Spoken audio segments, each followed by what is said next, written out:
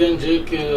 حەزەکەم حکوومەت پێک بێت دووەکەوتنی پێکێنانی حکوومەت هیچ مانایەکی نییە، تەنها زەرەر و زیانی هەیە بۆ هاوڵاتیان و گەنجان.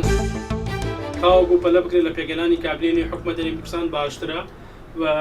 تاخیربوونی لایەنی خراپی دەبێت لەسەر ئاست و گوزانی دانیشتوانی کوردستان و پێگەلانی کابینەی نوێی حکوومەت هیوادارین بتوانێت کار لەسەر لابردنی پاشەکەوتی موچە بکات و گەڕانەوەی موچە پاشەکەوتکراوەکان بۆ فەرمانبەران. ئەکەیت تاخیربوونی پێکێنانی کابینەی نوێی حکوومەت کاریگەریەکی خراپی لەسەر بارودۆخی گوزەرانی هاوڵاتیان دەبێت و هەروەها کاریگەری لەسەر بازار دەبێت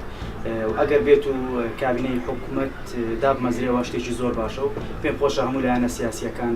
تەوافق بکەن ڕێ بکەون لەسەر باشترین شت کە چاکەی لۆ میلەتی کورد تێدا بێت لەبەرەوەی میلەتی کورد مەزلومیەکی زۆری دیتیە تاوەکو گەیشتە ئەو خۆناغی ئێستا پێویستە ئەوانیش